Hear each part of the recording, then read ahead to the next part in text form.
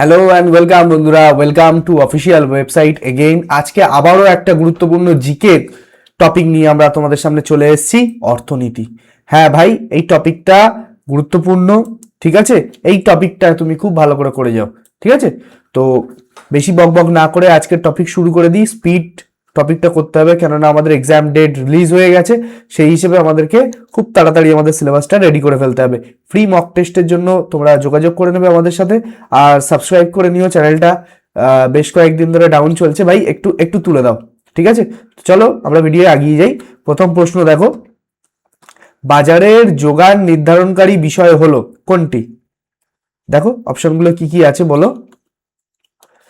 তো এটা হবে উৎপাদন প্রযুক্তি, ফার্মের সংখ্যা বা উপাদানের দাম, সবগুলির উপর নির্ভর করে। তাহলে উপরের সবকটি বিষয়, ঠিক আছে?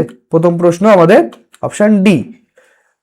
পরবর্তী প্রশ্ন দেখো, প্রশ্ন নম্বর 2 বলছে একচেটিয়া বাজারের দাম প্রান্তিক ব্যয় অপেক্ষা বেশি হয়, কম হয়, না সমান থাকে, নাকি এদের মধ্যে কোনোটিই নয়? তো এটা হবে তোমার অপশন এ, বেশি হয়, ঠিক আছে? অপশন এ, বেশি হয়। এবার তোমরা যদি এই পিডিএফটা যদি পেতে চাও, তো আমাদের সঙ্গে এই নাম্বারে যোগাযোগ করো, তোমাদেরকে পিডিএফ প্রোভাইড করে দেওয়া হবে। আরো একটা কথা, যে চ্যানেলটিকে ছোট মতন চ্যানেল সাবস্ক্রাইব করে নাও ভাই, আমরা আরো ভালো ভালো কন্টেন্ট তোমাদেরকে প্রোভাইড করতে পারি। আর একটা সুন্দর কমেন্ট করো, যাতে আমরা তোমাদের কমেন্টে রিপ্লাই করতে পারি। চলো পরবর্তী প্রশ্ন এগিয়ে যাই। দেখো, একচেটিয়া কারবারে কোন ব্যয়টি থাকে না? একচেটিয়া যদি কারবার করা হয়, সেখানে কোন ব্যয়টি থাকে না, কোন ব্যয়টি হয় না? প্রান্তিক ব্যয়, না বিজ্ঞাপন ব্যয়, গড় ব্যয়, না মোট ব্যয়? বলো আনসার কোনটা হবে? তো এটা সঠিক উত্তর হয়ে যাবে যে একচেটিয়া কারবার করার জন্য বিজ্ঞাপনের কোনো প্রয়োজন হয় না, তো বিজ্ঞাপন ব্যয়টা আমাদের বেঁচে যায়। তো যাই হোক, পরবর্তী প্রশ্নে এগিয়ে যাই। প্রশ্ন নম্বর 4। আজকে মোট 20টা প্রশ্ন নিয়ে চলে এসেছি। যত তাড়াতাড়ি সম্ভব এটাকে শেষ করে দেবো, যাতে তুমি বেশি বেশি পরিমাণ কোশ্চেন্স কভার করতে পারো এই টপিকটা দিয়ে, ঠিক আছে? একচেটিয়া বিক্রেতা হলো, বলো কি? দাম গ্রহীতা, না দাম নির্মাতা, না উভয়ই, না কোনোটিই নয়? বলো অপশন কোনটা হবে কোশ্চেন নম্বর 4-এর? তো যে একচেটিয়া ব্যবসা করবে সে হয়ে যাবে দাম নির্মাতা, ঠিক আছে? সেই দাম সেট করবে। পরবর্তী প্রশ্ন 5। একটি অর্থনীতিতে চরম মন্দার পরবর্তী স্তরটি কি? চরম মন্দা বুঝেছো? তার পরবর্তী স্তরটি কি? সমৃদ্ধি, না অবনতি, না মুদ্রাস্ফীতি, না পুনরুন্নতি? বলো। তো এটা সঠিক উত্তর হয়ে যাবে আমাদের অপশন ডি, পুনরুন্নতি, ঠিক আছে? অপশন ডি, পুনরুন্নতি। পরবর্তী প্রশ্নে এগিয়ে যাই। General theory of employment, interest and money, ঠিক আছে? এই বইটির লেখককে? এটা একটা স্টার মার্ক কোশ্চেন, ভালো প্রশ্ন, ঠিক আছে? পরীক্ষায় আসতে পারে। তো বলো এর আনসারটা কি হবে? স্মিথ, মার্কস, না কেইন্স, না মার্শাল? তো এর আনসার হয়ে যাবে অপশন সি, কেইন্স, ঠিক আছে? কেইন্স। পরবর্তী প্রশ্নে এগিয়ে যাই। প্রশ্ন নম্বর 7। মন্দা অবস্থায় সরকার কি করে, কি করা উচিত মন্দা অবস্থায়?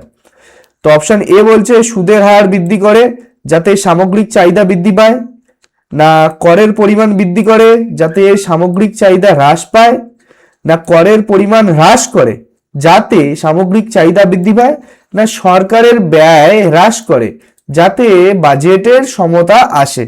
তো বলো এটার কোনটা আনসার হবে? তো এটার আনসার হবে যে ট্যাক্সের পরিমাণটা কমাবে, হ্রাস করবে, যাতে সামগ্রিক চাহিদাটা বাড়ে। বুঝেছো? পরবর্তী প্রশ্ন এগিয়ে যাই। মন্দা মানে যখন ব্যবসা খুব ভালো চলে না, সেটাকেই মন্দা বলা হয়, ঠিক আছে? দেখো পরবর্তী প্রশ্ন নম্বর 8। নিচের কোনটি মুদ্রাস্ফীতি, ঠিক আছে, মুদ্রাস্ফীতি প্রতিরোধকারী নয়? ঠিক আছে, মানে কোন বিষয়টি মুদ্রাস্ফীতিকে প্রতিরোধ করতে পারবে না? বলো। তো কর রাজস্ব বৃদ্ধি করলে তো হবে না ভাই, ঠিক আছে? প্রতিরোধ করা যাবে।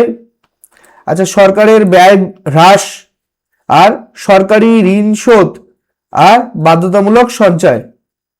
তো কোনটি প্রতিরোধ করে না? সরকারি ঋণ শোধ। সরকার যদি ঋণ শোধ করতে যায়, তাহলে মুদ্রাস্ফীতি প্রতিরোধ করা যাবে না।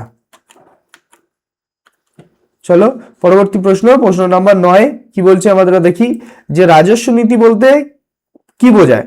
ঠিক আছে, রাজস্ব নীতি বলতে কি বোঝায়? তো রাজস্ব নীতি বলতে বোঝায় অপশন বি, সরকারের আয় ব্যয়, বুঝেছো, সরকারের আয় ব্যয় সংক্রান্ত নীতি যা অর্থনৈতিক কাজকর্মকে প্রভাবিত করে। বুঝেছো, রাজস্ব নীতি বলতে সরকারের আয় ব্যয় সংক্রান্ত নীতি যেটি কিনা অর্থনৈতিক কাজকর্মকে প্রভাবিত করে। ঠিক আছে, পরবর্তী প্রশ্নে এগিয়ে যাই। প্রশ্ন নাম্বার 10 দেখো, সরকারের বাজেটে রাজস্ব অপেক্ষা ব্যয় বেশি হলে তাকে কি বাজেট বলে? তাকে ড্যাশ বাজেট বলে। সেই বাজেটটার নাম কি? এটা হচ্ছে তোমার প্রশ্ন, বলো।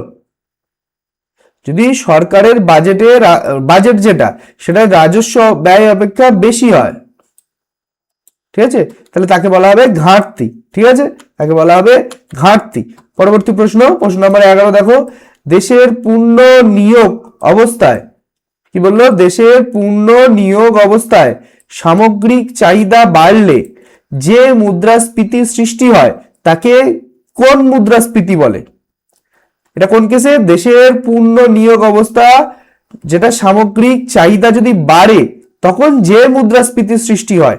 এই প্রশ্নের উত্তরটা কি হবে? এই প্রশ্নের উত্তরটা হবে তোমার অপশন এ, চাহিদা বৃদ্ধিজনিত। ঠিক আছে, চাহিদা বৃদ্ধিজনিত। পরবর্তী প্রশ্ন, প্রশ্ন নাম্বার 12, দেশের পূর্ণ নিয়োগ না হওয়া অবস্থায়, কি বলেছে, পূর্ণ নিয়োগ না হওয়া অবস্থায় মজুরির হার বাড়ার ফলে যে মুদ্রাস্ফীতি দেখা যায় তাকে কি মুদ্রাস্ফীতি বলে, বলো। এটা হয়ে যাবে ব্যয়জনিত, এটা চাহিদা জনিত, আর এটা হবে তোমার ব্যয়জনিত। মানে যদি নিয়োগ যদি না হয় তাহলে ব্যয় বৃদ্ধিজনিত। ঠিক আছে, পরবর্তী প্রশ্নে এগিয়ে যাই। প্রশ্ন নাম্বার 13, সমাজে আয় বৈষম্য সৃষ্টির একটি কারণ হলো কোনটি? বলো ঝট করে। সমাজের আয় বৈষম্য সৃষ্টির একটি কারণ হলো তোমার মুদ্রাস্ফীতি। ঠিক আছে, মুদ্রাস্ফীতি। পরবর্তী প্রশ্নে এগিয়ে যাই।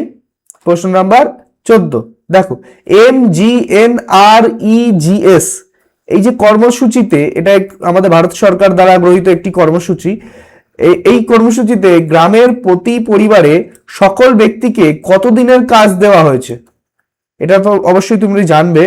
ঠিক আছে, এই যে এর ফুল ফর্ম কি দেখো, লেখা আছে Mahatma Gandhi national rural employment guarantee act, যেটা কিনা 100 জনকে কাজ দেওয়া, 100 দিনের কাজ দেওয়া হয়। ঠিক আছে, 100 দিনের কাজ। ঠিক আছে, পরবর্তী প্রশ্নে এগিয়ে যাই। প্রশ্ন নাম্বার 15 কি বলছে দেখো, মাথা গুনতি অনুপাতের ধারণা ব্যবহার করা হয় কোন ক্ষেত্রে? এটা একটা গুরুত্বপূর্ণ প্রশ্ন। ঠিক আছে, এটা খুবই গুরুত্বপূর্ণ প্রশ্ন। তো এটা হয়ে যাবে যে দারিদ্র্যের হার নির্ধারণের ক্ষেত্রে মাথা গুনতি অনুপাতের ধারণা ব্যবহার করা হয়। ঠিক আছে, পরবর্তী প্রশ্নে এগিয়ে যাই। প্রশ্ন নাম্বার 16, দারিদ্র্যের গভীরতা পরিমাপ করার জন্য কোন ধারণাটি ব্যবহার করা হয়? এটা হয়ে যাবে দারিদ্র্যের ফাঁক। ঠিক আছে, দারিদ্র্যের ফাঁক, এই দারিদ্র্যের গভীরতা পরিমাপ করার জন্য একটি ধারণা যেটা ব্যবহার করা হয়, দারিদ্র্যের ফাঁক। ঠিক আছে, পরবর্তী প্রশ্নে এগিয়ে যাই। এমআরটিপি আইন প্রণয়ন করা হয় কত সালে, বলো। তো এই অ্যাক্ট সম্বন্ধে আমরা জানবো। তো এটা হবে আমাদের অপশন এ, 1969, 1969 সালে। ঠিক আছে, এখানে এই যে এমআরটিপি আইন এর ফুল ফর্ম কি, যে মনোপলিস and restrictive trade practices act. ঠিক আছে, যেটা আমাদের 1969-এ নেওয়া হয়েছিল। ঠিক আছে, পরবর্তী প্রশ্নে এগিয়ে যাই। প্রশ্ন নম্বর 18 কি বলছে দেখো, ভারতের জাতীয় গ্রামীণ কর্মসংস্থান নিশ্চয়তা আইন পাশ করা হয় কোন সালে, বলো, আনসার করো এটা। তো এটা হয়ে যাবে আমাদের অপশন ডি, 2005 সালে। ঠিক আছে, 2005 সালে, 2005। আচ্ছা বলো, কাজের বিনিময়ে খাদ্য প্রকল্প চালু করা হয়েছিল কোন সালে? এইটা একটা গুরুত্বপূর্ণ প্রশ্ন। তো কাজের বিনিময়ে খাদ্য প্রকল্প চালু করা হয়েছিল কোন সালে? তো এটা একটা গুরুত্বপূর্ণ প্রশ্ন, আমি তোমাদেরকে যেমনটা বললাম। তো এটা হবে 1977 সালে, ঠিক আছে, 1977 এই সালে কাজের বিনিময়ে খাদ্য প্রকল্প। জানো তো দুর্ভিক্ষ এসেছিল, যখন কি হয়েছিল, খাওয়া তেমন পাচ্ছিল না, তো সেই জন্য কাজ করে দিয়ে খাবার খাওয়ার একটা প্রকল্প চালু করেছিল, যেটা 1977 সালে। তো লাস্ট প্রশ্নে আমাদের আগেই যাই, আমাদের প্রশ্নের 20 নম্বর প্রশ্ন, যেটা হচ্ছে গিয়ে অন্তর্দায় অন্ন যোজনা অনুসারে প্রতি পরিবারে স্বল্প মূল্যে মাসে খাদ্যশস্য পায় কত কিলো করে। এইটাই হচ্ছে কি আমাদের আরো একটা গুরুত্বপূর্ণ প্রশ্ন পশ্চিমবঙ্গের চাকরির জন্য, ঠিক আছে। তো এটাকেও খুব ভালো করে স্টার মেরে রাখো, মাথার মধ্যে ঢুকিয়ে রাখো। তো এর আনসারটা হবে আমাদের অপশন ডি, 25 কিলো, ঠিক আছে, 25 কিলো করে খাদ্যশস্য দেওয়া হয়, ঠিক আছে। তো thank you for watching this video till the end. তোমাদের এই ছোট চ্যানেলটা একটু সাবস্ক্রাইব করো, একটু সাপোর্ট করো, আর বন্ধুদেরকে শেয়ার করো ভাই, বন্ধুদেরকে শেয়ার করো, তারাও শিখুক। হ্যাঁ, এখন ছোট বাচ্চা নেই যে তোমরা কম্পিটিশনের জন্য মানে কি বলবো, সেই খাতা দেখাবে না এরকমটা নয়, শেয়ার করো, বন্ধুরাও পাক, সবাই শান্তি পাক, ঠিক না। আর আমরা তো তোমাদেরকে সাপোর্টে রয়েইছি, 7407289089 এই নাম্বারে হোয়াটসঅ্যাপ করে নেবে, নিয়ে আমাদের সঙ্গে তোমরা ডাইরেক্ট কন্ট্যাক্ট করে নেবে যে স্যার আমাদের নোটস লাগবে, পিডিএফস লাগবে, আমাদের টেস্ট সিরিজ মক টেস্ট লাগবে, আমরা দিয়ে দেবো ভাই। আমরা specially WBSSC group C group ডির জন্য এক্ষুনি এই যেই চ্যানেলটা লঞ্চ করেছি, তো সেই চ্যানেলটায় মূল মোটিভ হচ্ছে যে এই চ্যানেল দিয়ে পড়ে ভাই তোমরা সিলেকশন পাও ভাই, ঠিক আছে।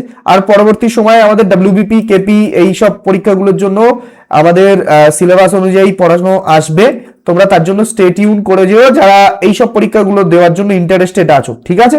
আর অফিসিয়াল ওয়েবসাইট এগেন তোমাদেরকে বলছে ভাই, তোমাদের চাকরি পাওয়া জরুরি, চ্যানেলটিকে ফলো করো, আমরা তোমাদেরকে যতটা সাপোর্ট করা সম্ভব হয় করব, ঠিক আছে। Thank you for watching this video till the and.